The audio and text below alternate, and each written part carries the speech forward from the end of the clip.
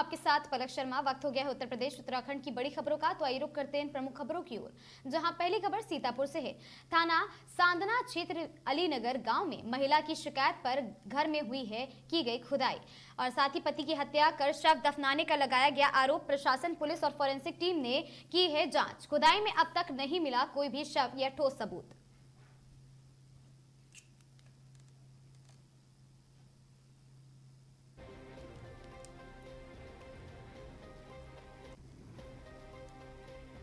खबर श्रावस्ती से है, जहां विकासखंड गिलौला की ग्राम पंचायत प्रहलादा में खेत में पड़े विद्युत तार की चपेट में आने से बंसराज सोनकर की दर्दनाक मृत्यु हो गई है। घटना की सूचना मिलते ही श्रावस्ती की विधायक रामफेरन पांडे मृतक के आवास पर पहुंचे हैं और शोक संतप्त परिजनों से मुलाकात कर उन्हें ढांढस बंधाया है।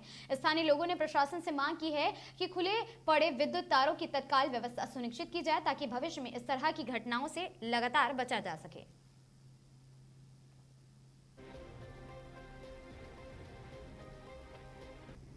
बुधवार को मथुरा पहुंचे सदस्य उत्तर प्रदेश राज्य पिछड़ा वर्ग आयोग सत्येंद्र कुमार बारी तथा उनके द्वारा बताया गया कि उत्तर प्रदेश सरकार ग्रामीण क्षेत्रों में ग्राम चौपाल के माध्यम से ग्रामीणों की समस्याओं का त्वरित निस्तारण कर रही है। ब्लॉक स्तर पर आयोजित होने वाली इस चौपाल में पेंशन, आवास, राशन कार्ड और आय जाति प्रमाण पत्र जैसी योजनाओं का लाभ सीधा दिया जा रहा है। इन चौपाल के जरिए 6 लाख से अधिक समस्याओं का समाधान किया जा चुका है और यह सरकार और साथ ही जनता के बीच विश्वास का सेतु बन रही है। विकास खंडों की ग्राम पंचायत में समस्याओं को सुनकर तत्काल निराकरण, प्रधानमंत्री आवास योजना, शौचालय, मनरेगा और आयुष्मान कार्ड जैसी सुविधाओं के प्रति जागरूकता जन चौपाल में प्रशासन की सीधी पहुंच गांव तक रहे, इसके लिए कार्य किया जा रहा है। समय साथ में रहेंगे, वहीं जन चौपाल के माध्यम से लोगों की समस्याओं को सुन करके उसका निस्तारण वहीं संबंधित अधिकारियों के द्वारा करने का प्रयास किया जाएगा। सारे अधिकारी वहीं मौके पर मौजूद भी रहेंगे। उत्तर प्रदेश सरकार में सरकार की प्रथम प्राथमिकता में है कि प्रदेश में रहने वाला हर नागरिक हमारे ही परिवार का अंग है। वो हमारे लिए केवल वोटर नहीं है, वो हमारे परिवार का सदस्य है और उसकी पीड़ा हमारी पीड़ा है।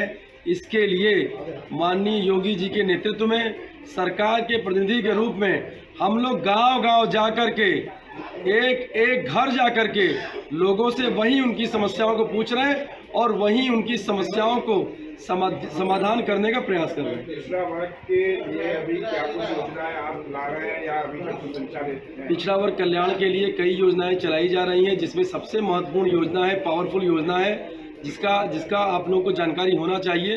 अभ्युदय कोचिंग सेंटर, इसके माध्यम से यूपीएससी की तैयारी, नीट की तैयारी, बीटेक की तैयारी आप आराम से अपने जनपद में ही हाई फाई फैकल्टी के द्वारा सारी अच्छी पुस्तकें, हाई फाई कैंपस है, वाईफाई लगा हुआ है, सारा कुछ वहाँ अपडेटेड है, वहाँ आप जाके कर सकते हैं कोचिंग। दूसरा, जो नौकरी के लिए हम ये कहते हैं कि हमें कंप्यूटर कोर्स CCC और O लेवल की पढ़ाई की ज़रूरत है, वह पढ़ाई सरकार के द्वारा निःशुल्क कराई जा रही है। 1 रुपया आपको नहीं देना। वह सेंटर भी हमारे जनपद में यहाँ चलाए जा रहे हैं। पिछड़ा वर्ग के लोगों की कोई शिकायत मथुरा की आपको मिली है जो यहाँ पर जाति स्तर पर नहीं हो पाई? हाँ, शिकायत मिली है। उसी शिकायत के निवारण के लिए हमने जन चौपाल का आयोजन किया है। वहाँ जाकर मौके पर ही सुन करके वहीं उनकी समस्या का समाधान करने का प्रयास किया।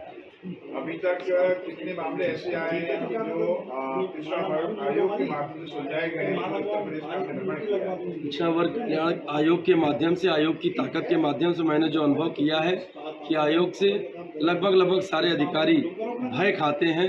उसका प्रयोग करते हुए हमने भी बहुत सारे, ये संख्या हजारों में होगी, यह संख्या हजारों में होगी, जिनको हम लोग लाभान्वित कर चुके हैं। और छोटे छोटे मामले, हमारा नाम नहीं चल रहा है, पुलिस हमें परेशान कर रही है, ऐसे मामले जो राज्यों से संबंधित मामले होते हैं, लेकिन ज्ञान के अभाव में पुलिस के चक्कर हम लगाते हैं, ठीक है।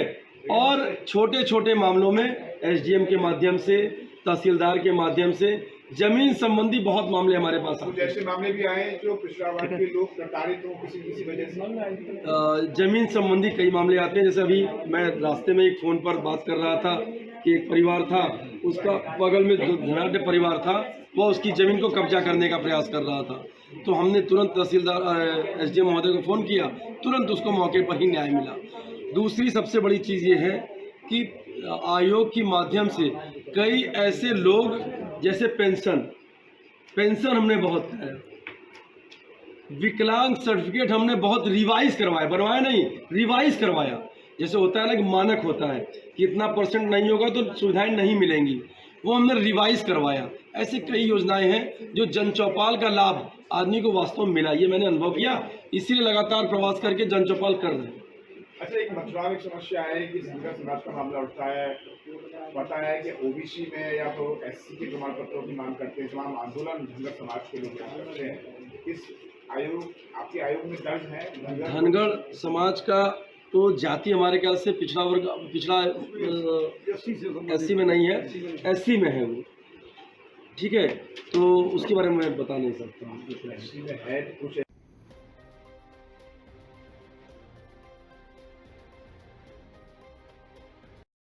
नागरिक सुविधाओं को सुदृढ़ करने की दिशा में एक महत्वपूर्ण कदम उठाया गया। आपको बता दें, वेस्टमेट इंडियन लिमिटेड और साथ ही corporation social responsibility CSR fund के माध्यम से मथुरा पुलिस को अत्याधुनिक उपकरण और संसाधन भेंट किए गए। इस अवसर पर पुलिस लाइन सभागार में आयोजित गोष्ठी के दौरान अपर पुलिस महानिदेशक ADG आगरा जोन आगरा द्वारा दी गई आज मथुरा पुलिस के बेड़े में जो संसाधन जुड़े हैं वे न केवल अपराध नियंत्रण बल्कि यातायात प्रबंधन और आपातकालीन स्थितियों में भी गेम चेंजर साबित होंगे। वेस्टमेट इंडिया लिमिटेड का ये सहयोग सामुदायिक पुलिसिंग और साथ ही कॉर्पोरेट जगत की सहभागिता का एक उत्कृष्ट उदाहरण माना जा रहा है।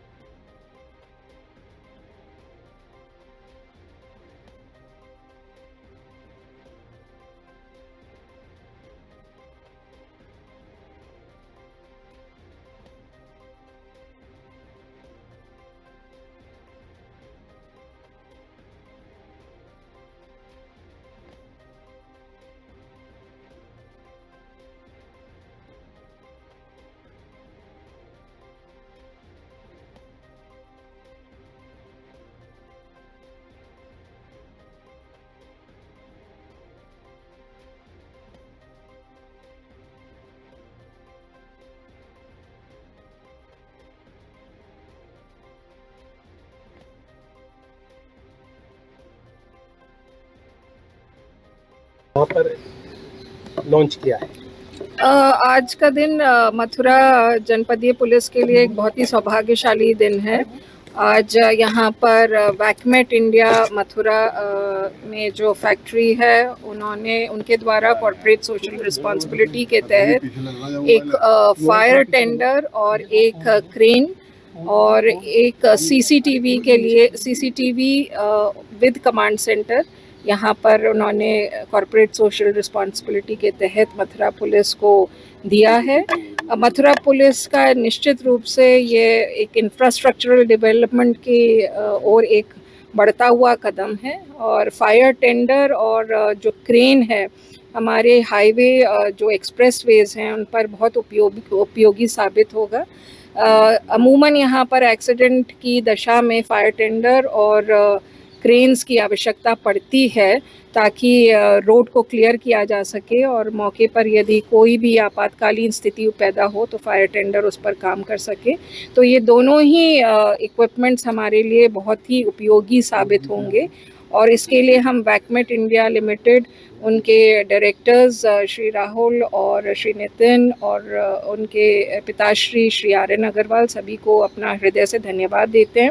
CCTV का जो कमांड सेंटर आपने अभी देखा, करीब 280 CCTV जनपद के पुलिस अधीक्षक श्री श्लोक कुमार द्वारा यहाँ पर इंटीग्रेट किए गए हैं। ये भी CSR के तहत कार्रवाई हुई है और इसमें ANPR कैमरा भी हैं और वीडियो सर्वेलेंस कैमरा भी हैं और इससे निश्चित रूप से जो क्राइम डिटेक्शन है उसमें जनपदीय पुलिस को बहुत अधिक आने वाले दिनों में सफलता मिलने वाली है।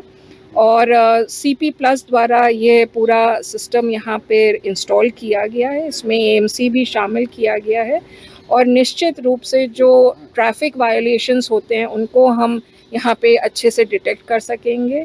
जो 2 व्हीलर पे या 4 व्हीलर पे क्राइम करके क्रिमिनल्स 9-2-11 होने की स्थिति में अपने आप को पाते हैं तो उनको भी धरपकड़ करके हम टेक्नोलॉजी के माध्यम से उनको धरपकड़ कर सकेंगे और ये निश्चित रूप से यहाँ की crime I mean dominance over crime पर एक मिसाल के रूप में साबित होगा। और इन सभी तीनों जो आज हमने इंस्टॉलेशंस देखे हैं और जो हमने मथुरा की पुलिस में ये वैल्यू एडिशंस किए हैं, इसके लिए पुनः वैकमेट इंडिया को धन्यवाद। और मैं सराहना करती हूँ जनपद के पुलिस अधीक्षक श्लोक कुमार की कि उन्होंने एक बहुत ही विजनरी लीडर के रूप में ये सब चीज़ों को स्थापित किया, और डीआईजी श्री शैलेश कुमार का कि उन्होंने अपने पूर्व यहाँ पे पदस्थी के दौरान जो कमियां देखी, उन कमियों को पूरा करने के लिए निर्देशित किया और अपना मार्गदर्शन किया और उनको यहाँ पर इंस्टॉल करवाया। सो कुल मिलाकर जनपद की जो पुलिस है, इसमें निश्चित रूप से इनके कार्यशैली में, इनकी एफिशिएंसी में, इनकी प्रोडक्टिविटी में इजाफा होगा। और यहाँ की समस्त पुलिस टीम को मैं बहुत बधाई देना चाहती हूँ, और एसपीआरए और उनकी समस्त टीम को भी बधाई देना चाहती हूँ कि उन्होंने एक बहुत ही बेहतरीन काम किया है और आगे भी इस तरह का काम करते रहें। कलयुगी भतीजे ने अपने ही सगे चाचा को लूटने का जाल बुना और साथ ही पुलिस ने महज 24 घंटे में साजिश का पर्दाफाश कर दिया। पूरा मामला थाना हाईवे क्षेत्र का है। पीड़ित चौहान सिंह अपने मकान में 2,70,000 बेचकर बैग में पैसा रखकर अपनी पत्नी के साथ मोटरसाइकिल से लौट रहे थे। तभी तारसी क्षेत्र के पास बाइक सवार बदमाशों ने उनके नोटों से भरा बैग छीन लिया और साथ ही पुलिस ने जब इस मामले की कड़ियां जोड़ी तो शक की सुई सगे भतीजे दशरथ पर जा टिकी है। बुधवार की दोपहर 2 बजे हाईवे थाने में आयोजित पत्रकार वार्ता में सीओ रिफाइनरी ने खुलासा करते हुए बताया कि दशरथ को चाचा के पास मोटी रकम होने की जानकारी थी और साथ ही लालच में आकर उसने अपने साले जयप्रकाश और दोस्त प्रदीप के साथ मिलकर लूट की प्लानिंग की है। आरोपियों ने, आपको बता दें, बाकी के 50,000 महज 24 घंटे में मौज मस्ती में उड़ा दिए। इस कामयाबी पर एसएसपी मथुरा ने पुलिस टीम को 10,000 का नगद इनाम भी दिया है।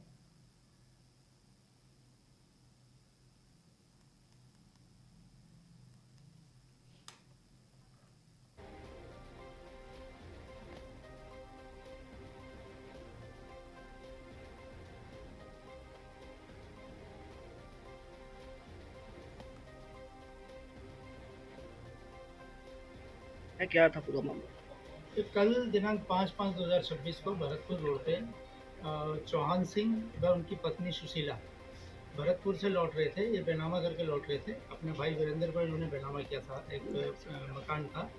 जब ये वापसी लौट रहे थे तो 2 व्यक्ति पीछे से मोटरसाइकिल से आए, जिन्होंने इनके साथ घटना कारित की। उसमें इनका कहना है कि 2,70,000 रुपये इनके पास एक बैग में थे, जो झपटमारी करके उनके द्वारा छीन लिए गए। घटना के बाद थाना हाईवे पर मुकदमा पंजीकृत हुआ 413/2026 और इस मुकदमा कायम होने के बाद इंस्पेक्टर हाईवे शैलेंद्र व चौकी तारसी इंचार्ज नितिन राठी, इनके द्वारा इसमें अथक प्रयास करते हुए रात्रि में ही इस घटना का अनावरण कर लिया गया तथा 24 घंटे के अंदर अंदर इनमें लूट करने वाले तथा कराने वाला इसमें जो व्यक्ति है वो इसका वादी जो है इसका भतीजा लगता है और इसने घटना कारित कराई तथा जयप्रकाश जो उसका साला है और इसका मित्र है प्रदीप, इनके द्वारा घटना कराई गई। इसने पूरा घटना को प्लान किया और इनको पकड़ लिया गया। इनके कब्जे से 2,10,000 रुपये बरामद हो गए तथा जिस घटना में जो प्रयुक्त की गई थी मोटरसाइकिल, वो भी बरामद कर ली गई है और घटना में जो बैग था वो भी बरामद हो गया है। इस तरीके से घटना का सफल अनावरण हाईवे पुलिस द्वारा अनावरण किया गया है और वरिष्ठ पुलिस अधीक्षक महोदय द्वारा घटना के सफल अनावरण के लिए इनको 10,000 रुपये नगद इनाम की घोषणा की। जौनपुर जिलाधिकारी सैमुअल पाल एन के आपको बता दें नजारत कक्ष का निरीक्षण करते हुए संबंधित AR के बाबू से सेवानिवृत्त कर्मचारियों के बकाया भुगतान की स्थिति की जानकारी प्राप्त की तथा समय से भुगतान सुनिश्चित करने के भी निर्देश दिए हैं। जिलाधिकारी ने IGRS कक्ष, अभिलेखागार और साथ ही न्यायालय, अपर जिलाधिकारी भूमि राजस्व अनुभाग, उप जिलाधिकारी न्यायालय तथा सदर नगर मजिस्ट्रेट न्यायालय, जिला विधिक सेवा प्राधिकरण, लीगल एंड क्लिनिकल तहसील विधिक सेवा समिति, रजिस्ट्रार कानून गो और साथ ही भूलेख अनुभाग, आपदा प्रबंध कार्यालय, अल्पसंख्यक कल्याण कार्यालय, नायब तहसीलदार न्यायालय, उप जिला अधिकारी सदर कार्यालय तथा जनगणना कार्यालय का भी अवलोकन किया है। इस दौरान जिलाधिकारी ने कहा कि IGRS प्रकरण का समयबद्ध निस्तारण करना तथा शिकायतकर्ता से अनिवार्य रूप से फीडबैक प्राप्त करने के निर्देश दिए गए हैं।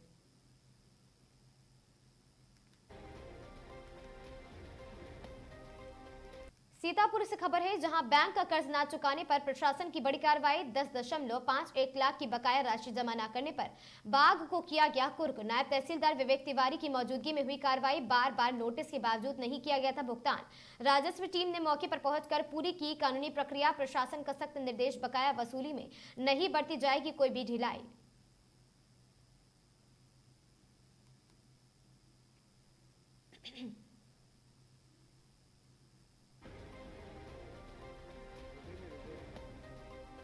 रुड़की के जबरेड़ा विधानसभा में राज्य मंत्री देशराज कर्णवाल बाद सैकड़ों भाजपा कार्यकर्ताओं ने ढोल नगाड़ों, डीजे और आतिशबाजी के साथ पश्चिम बंगाल, असम, पांडिचेरी और साथ ही तीनों राज्यों में भाजपा को मिली प्रचंड जीत को लेकर जबरेड़ा में जश्न मनाए हैं। आपको बता दें, आजादी के बाद से भाजपा को पश्चिम बंगाल में शिकस्त का सामना करना पड़ा था, लेकिन इस बार पश्चिम बंगाल, असम, पांडिचेरी राज्य में देश के विकास को लेकर चुनाव लड़ा गया और बंगाल की जनता के सामने देश के प्रधानमंत्री नरेंद्र मोदी ने विकास कार्य को बताया कि किस तरह से देश के प्रधानमंत्री नरेंद्र मोदी के द्वारा महिलाओं एवं गरीबों के लिए अनेकों योजनाएं चलाई जा रही हैं, जिससे प्रभावित होकर झबरेड़ा विधानसभा में भाजपा कार्यकर्ताओं ने के द्वारा राज्य मंत्री देशराज कर्णवाल के कैंप कार्यालय से विजय रथ यात्रा का आयोजन किया गया और पूरे झबरेड़ा नगर में विजय रथ यात्रा निकाली गई। वहीं राज्य मंत्री देशराज कर्णवाल ने कहा कि यह जीत भाजपा की नहीं बल्कि देश की पश्चिम बंगाल की जनता की है।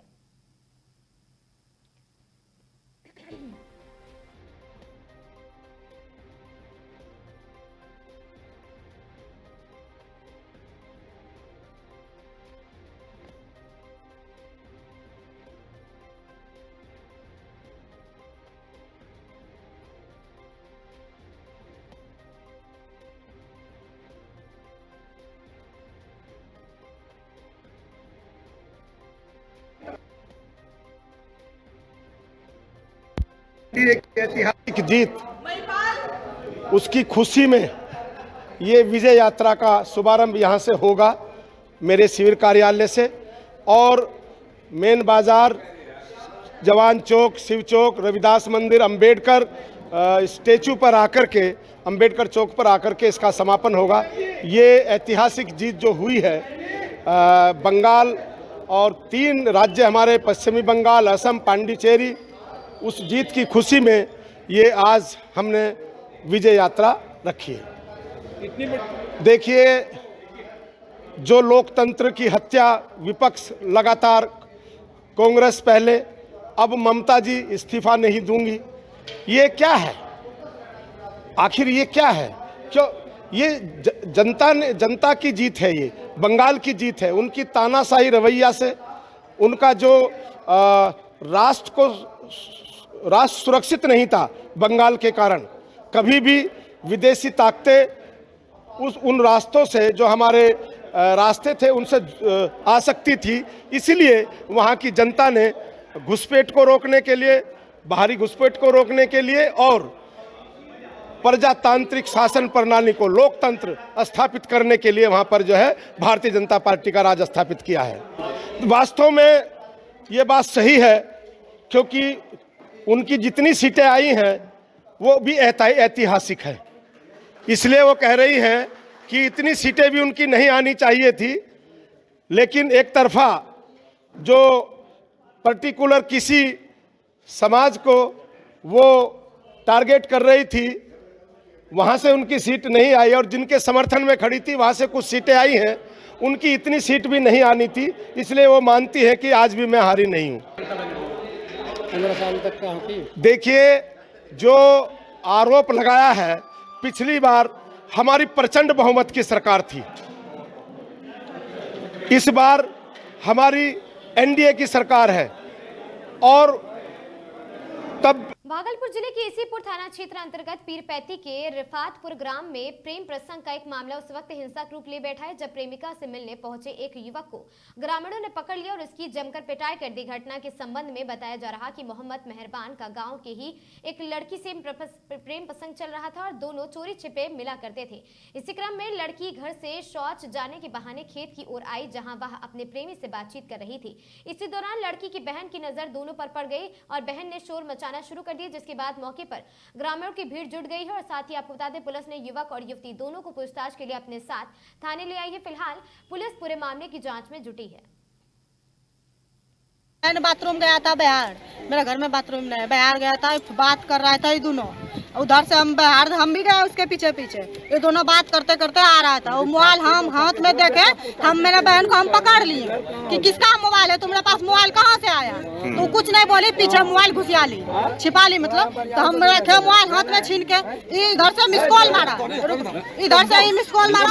हम मेरे बहन को हम फोन लगा के इसको दिए कि बात करो, ये कहाँ का लड़का है। हम पूछ रहे हैं कि मेरे बहन को कहाँ का लड़का है, बताओ तुम, बताओ।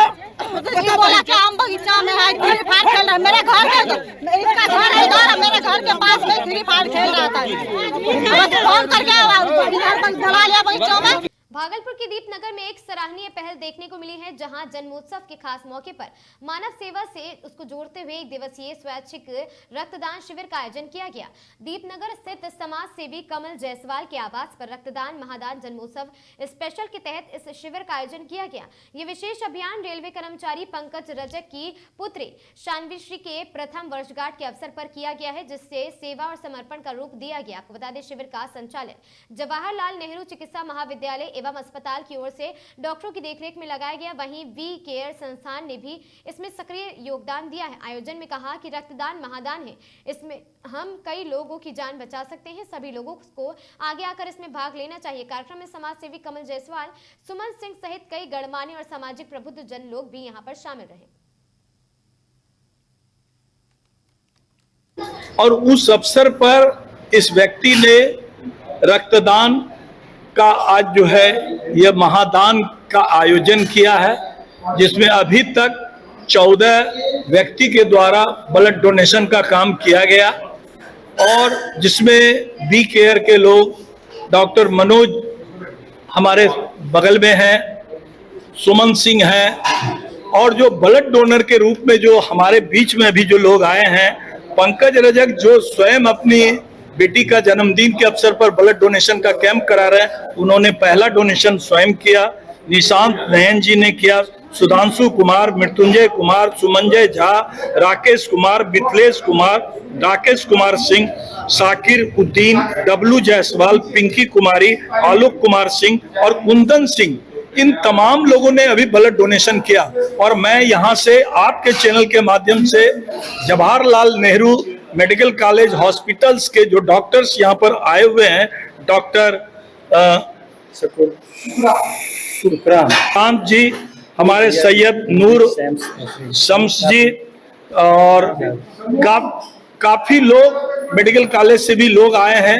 हम आपके माध्यम से सिर्फ ये कहना चाहेंगे कि गंगा के पार में एक ऐसा भी गांव है जहां बच्चे के जन्म पर 5 पौधे लगाए जाते हैं। और पंकज रजक की जो ये सोच है कि आप चाहे जन्मदिन मनाओ, चाहे किसी भी का घर पे उत्सव मनाते हो, तो उसमें आप यदि ब्लड डोनेशन जैसे कैंप का आयोजन करते हैं तो उससे अच्छी बातें कुछ हो नहीं सकती। कितना का लक्ष्य रखा गया था? लक्ष्य देखिए, अभी क्योंकि शॉर्ट नोटिस पर ये मान के चलिए 20 से 25 लोग आज डोनेशन करेंगे और ये उत्तम दा भी और हमारे निरुपम पाल जो है यहाँ पर आए हुए हैं। सारे लोग मिलजुल कर इस ब्लड डोनेशन के कैंप में अपने अपने स्तर से भूमिका निभा रहे हैं। प्रथम साल है, उसके अवसर पर रक्तदान शिविर का आयोजन किया है। इससे एक अवेयरनेस हम देना चाहते हैं कि कम से कम किसी खुशी में या एनिवर्सरी में या आपका जन्म उत्सव हो, कभी न किसी रूप में रक्तदान कीजिए, अवसर ढूंढिए रक्तदान करने के लिए। ये बहुत आपको बता दें कि गंभीर मामला सामने आया है भागलपुर जिले के नाथनगर थाना क्षेत्र से, जहां पर एक व्यक्ति अपनी पत्नी और साथ ही 3 बच्चे के गायब होने की अपहरण की आशंका जताते हुए थाने में लिखित आवेदन दिया है। आवेदन के अनुसार पीड़ित मोहम्मद अन्नू अंसारी ने बताया कि उसकी पत्नी अपने 3 छोटे बच्चों के साथ 21 अप्रैल 2026 से संदिग्ध परिस्थितियों में लापता है। पीड़ित ने अपने आवेदन में मोहम्मद राजू शेख समेत कुछ लोगों पर उसकी पत्नी और बच्चों को बहला फुसलाकर ले जाने का आरोप लगाया। साथ ही उन्होंने आशंका जताई है कि उसकी पत्नी और बच्चों के साथ किसी तरह की अनहोनी भी हो सकती है।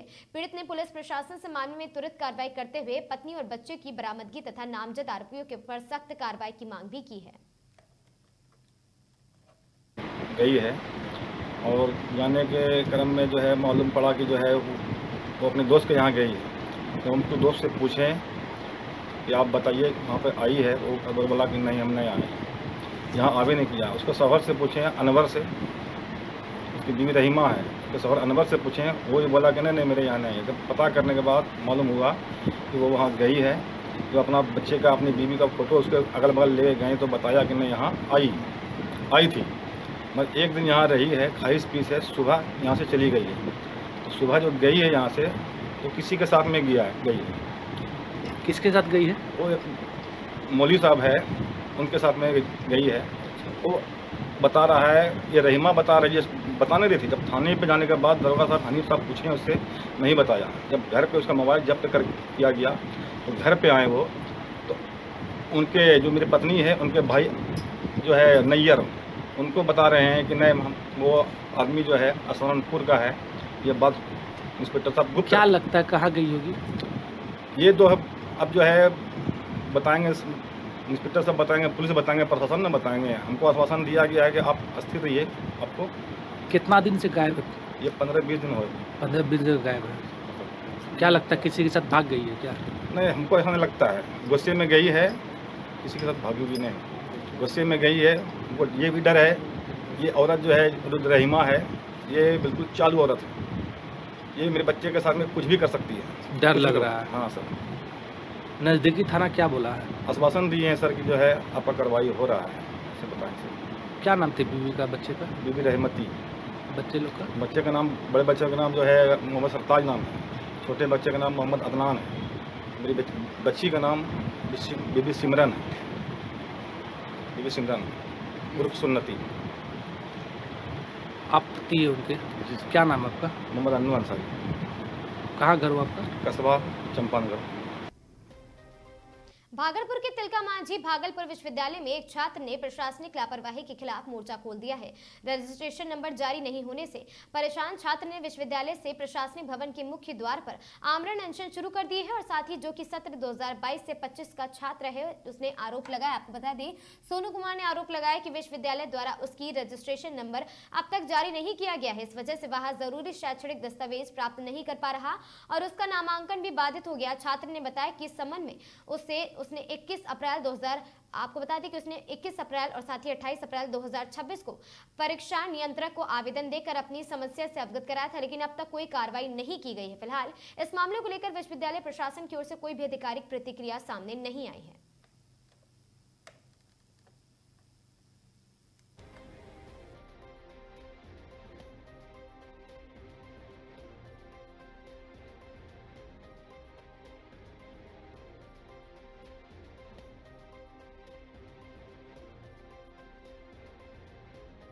दरअसल ये एक छात्र है सोनू, इनके कॉन्फिडेंशियल को लेकर हम लोग बैठे हुए हैं। बैठने के जैसे अनशन पे बैठे हुए थे, पिछले 6-5 महीने से इनको परेशान किया जा रहा था। अभी धरना पे बैठने के बाद एक प्रशासनिक पदाधिकारी आते हैं, वो बोलते हैं कि आपका काम हो गया और आप जाइए। बात सिर्फ काम होने तक का नहीं है। आपको 5 महीना 6 महीना तक किसी छात्र को साल भर दौड़ाने में शर्म नहीं आती, उस वक्त नहीं डरते हैं आप। एक छात्र अगर अनशन पे बैठ जाता तो आप इस चीज़ से डर जा रहे हैं। मैं कह रहा हूँ कि इस छात्र ने इतना हिम्मत किया कि अनशन पे बैठ रहा है। जो छात्र, दर्जनों छात्र इस चीज़ से पीड़ित है, जो इससे परेशान होकर अपनी पढ़ाई को छोड़ दे रहा है, कोई आत्महत्या कर ले रहा है, उनके लिए आप क्या कर रहे हैं? इनकी क्या गारंटी दे रहे हैं? आप बोल रहे हैं कि वॉल्यूम पूरी तरह से वॉल्यूम खो गया, 100 छात्रों का वॉल्यूम रहता है वो खत्म हो गया। इसके लिए आपकी क्या लापरवाही, इसके प्रति आप क्या जवाब देना चाहते हैं? एक छात्र अगर अनशन पे बैठ रहा है तो आप इसको एक बार में काम कर दे रहे हैं। अनशन पे बैठने के लिए आपको जो है संवैधानिक पद पे बैठे हुए हैं, आप छात्रों के काम के लिए बैठे हुए हैं। एक पत्र के लिए, एक प्रमाण पत्र के लिए हमको अगर अनशन पे बैठना पड़ रहा है, सोचिए कितने शर्म की बात है। हम इसलिए बैठे हुए हैं कि सिर्फ ये अभी तक मामला था सिर्फ एक सोनू का कॉन्फिडेंशियल लेटर का, अब पूरे छात्रों का मामला है। आप जो छात्रों को 1 साल 6 महीना कंटिन्यू दौड़ाने से नहीं डरते हैं, आप अनशन पे बैठ रहे हैं। हमको इस चीज़ की गारंटी विश्वविद्यालय प्रशासन करे, प्रशासनिक जो बैठे हुए हैं, कि आगे से हम छात्रों के साथ इस तरह की लापरवाही नहीं करेंगे। एक तो समय पे एग्जाम नहीं होता है। विश्वविद्यालय के लोग आए थे एक बार, उनका कहना है कि आप जो है धरना पर से उठ जाइए, आपका काम हो गया। हम बैठे अनशन पे तो हमारा काम हो गया। जो छात्र नहीं बैठ पा रहे हैं, ये सहरसा से आए हैं, सहरसा से। अब सोचिए, एक तो भागलपुर का पुल टूट गया है, अब किस तरह से कितनी परेशानी के साथ आते हैं, आप सब इस चीज़ से अवगत हैं। उनके बावजूद आप साल भर 6 महीना उनको दौड़ाइएगा तो कहाँ तक जायज़ है? क्या नाम है? मेरा नाम अनुपम आशीष है। देखिए, मेरा नाम हुआ सोनू कुमार, मैं भागलपुर नेशनल महाविद्यालय का छात्र, और मुद्दा मेरी ये है कि मैं भूख हड़ताल पे विश्वविद्यालय में बैठा हूँ। हमारे यहाँ कॉन्फिडेंशियल लेटर होती है, वो महाविद्यालय कॉन्फिडेंशियल लेटर भेजा नहीं गया है विश्वविद्यालय के द्वारा, और विश्वविद्यालय ये बोलते हैं कि हमारे पास वो कॉन्फिडेंशियल लेटर जो जिसमें तुम्हारा वॉल्यूम है वो वॉल्यूम ही विश्वविद्यालय से गायब है। अब बताइए, आप लोगों से मैं पूछना चाहता हूँ कि यदि विश्वविद्यालय से ही पूरा एक वॉल्यूम जिसमें 100 छात्रों का कॉन्फिडेंशियल नंबर रहता है, यदि विश्वविद्यालय से वो गायब हो जा रहे हैं, तब विश्वविद्यालय क्या कर रहे हैं। और डिजिटलाइजेशन की एक मुद्दा है, हमारे आदरणीय प्रधानमंत्री जी बार बार उठाते हैं। तो डिजिटलाइजेशन के जो युग में और विकसित भारत के युग में हर परिकल्पना जो लिखी जाएगी, और उसकी परिकल्पना में यही लिखी जाएगी कि विश्वविद्यालय से वॉल्यूम ही गायब। क्या है आपका मुद्दा धरना, भूख हड़ताल दे रहे हैं कॉन्फिडेंशियल नंबर को लेकर। कॉन्फिडेंशियल नंबर हमारे पास पर्याप्त है, कॉन्फिडेंशियल पत्र महाविद्यालय नहीं पहुंचाया गया, जिसके कारण हमें CLC लेने में दिक्कत हो रही है।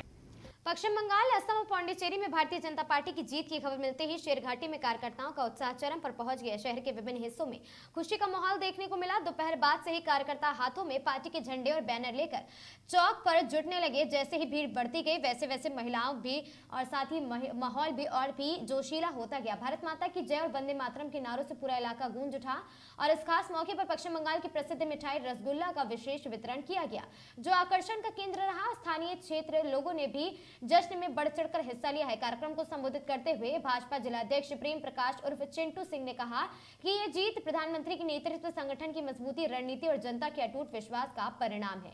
जश्न के दौरान सुरक्षा व्यवस्था भी दुरुस्त रही और पूरे कार्यक्रम में अनुशासन का खास भी ध्यान रखा गया।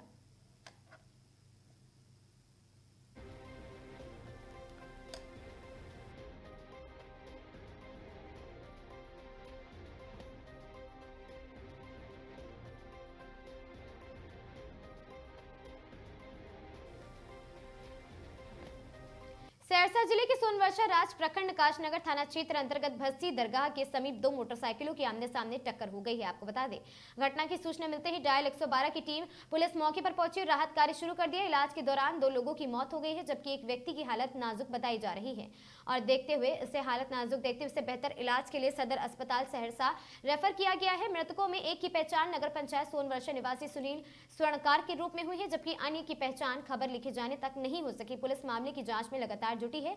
स्थानीय ग्रामीणों की मदद से सभी घायलों को तुरंत सोनवर्षा अस्पताल पहुंचाया गया।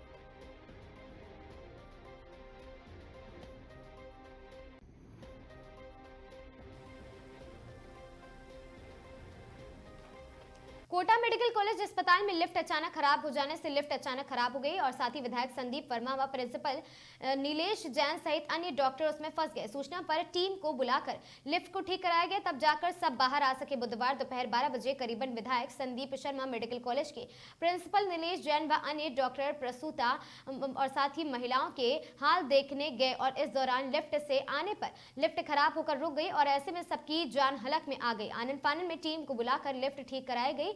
बाद में विधायक संदीप शर्मा ने बताया कि टेक्निकल फॉल्ट आने के कारण लिफ्ट खराब हो गई थी, जो कि 15 मिनट तक रुकी रही। उन्होंने बताया कि इस बारे में अस्पताल प्रशासन को इसकी सर्विस कराने को कहा गया है।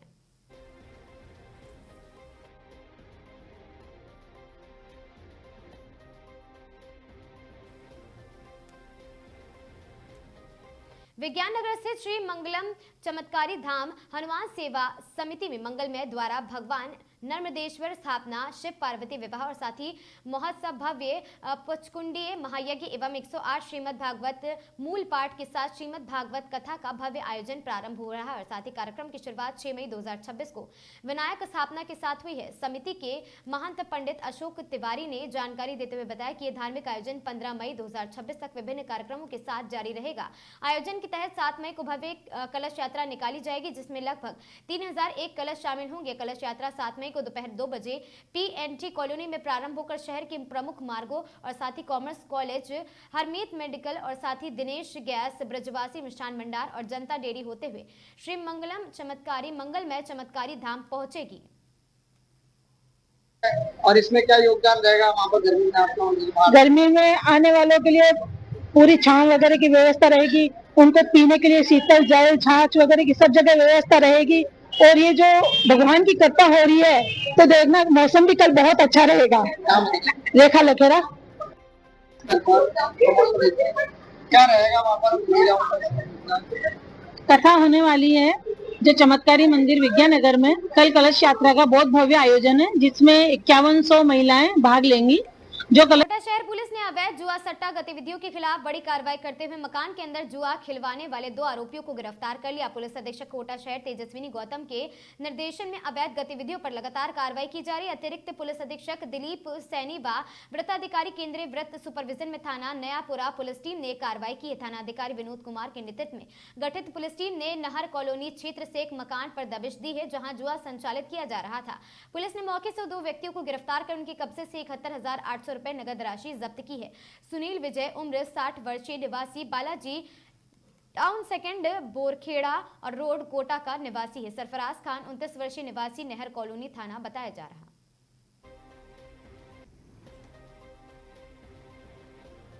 बाड़मेर क्षेत्र में 14 वर्षीय बच्ची के पिछले 4 माह से लापता होने के मामले ने अब तूल पकड़ लिया है। मामले में पुलिस की कार्रवाई से नाराज होकर शिव विधायक रविंद्र सिंह भाटी ने ग्रामीणों के साथ मिलकर शिव पुलिस थाने का घेराव किया। विधायक भाटी ने आरोप लगाया कि इतने लंबे समय के बावजूद बच्ची का कोई सुराग नहीं लगा पाना पुलिस की लापरवाही को दर्शाता है। घेराव के दौरान बड़ी संख्या में ग्रामीण मौजूद रहे, जिन्होंने बच्ची की शीघ्र बरामदगी की मांग को लेकर जोरदार प्रदर्शन किया है। ग्रामीणों का कहना है कि यदि जल्द ही ठोस कार्रवाई नहीं हुई तो आंदोलन और भी तेज किया जाएगा। वहीं पुलिस अधिकारियों ने आश्वासन दिया है कि मामले की जांच गंभीरता से की जा रही और जल्द ही बच्चे की खोजबीन के लिए हर संभव प्रयास किया जाएगा। जो आज एक आया है वह सबाना मारो निवेदन कि आप सब पूरी व्यवस्था बढ़ाए रखो, साथ ही साथ प्रशासन ये पूरो है, डिप्टी साहब भी ये थे, बीजा भी घना सारा साहब ये बीटा है। आप सबाना में पहल भी अवगत करा चुके हैं कि मामलों की है किन तरीके में है। दलित बच्ची, दलित परिवार री बच्ची, गवारिया समाज री एक बच्ची, नाबालिग बच्ची लारला 4 महीना में गायब है और लारला 10 दिना रे मीना है। तमाम लोग थाने रे बाहर धरनों दे बैठा है। ये 55 डिग्री टेम्परेचर रे मीना बैठा। आज यहाँ रे खुद रे मन री पीड़ है।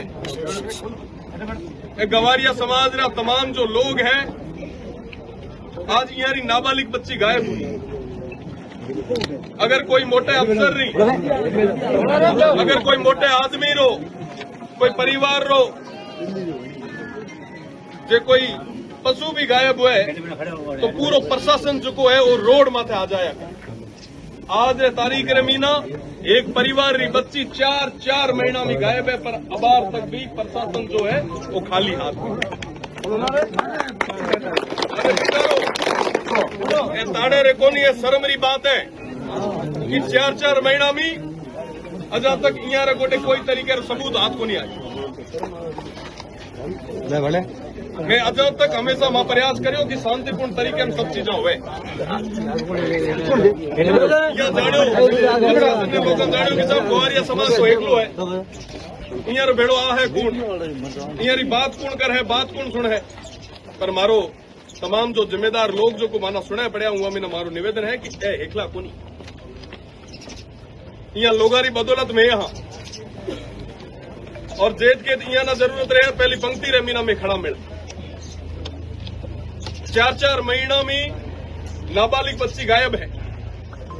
वो परिवार की हाल होता उसे जिका 9 महीना हुआ ना कोख में राखी हुई बच्ची ना मोटी करी और 4 महीना में ना वहां बाड़मेर जयपुर कोई ऑफिस कौन छोड़ी जिके आगे वहां चप्पल नहीं फाड़िया। तो तमाम जो जिम्मेदार लोग हैं वहां निवेदन कि वो ये चीज जवाब दे और परिवार वाला है या ना। इन खबरों में आज के लिए बस इतना ही। ऐसी खबरों से लगातार जुड़े रहने के लिए बने रहें हमारे साथ और देखते रहें आगाज टाइम।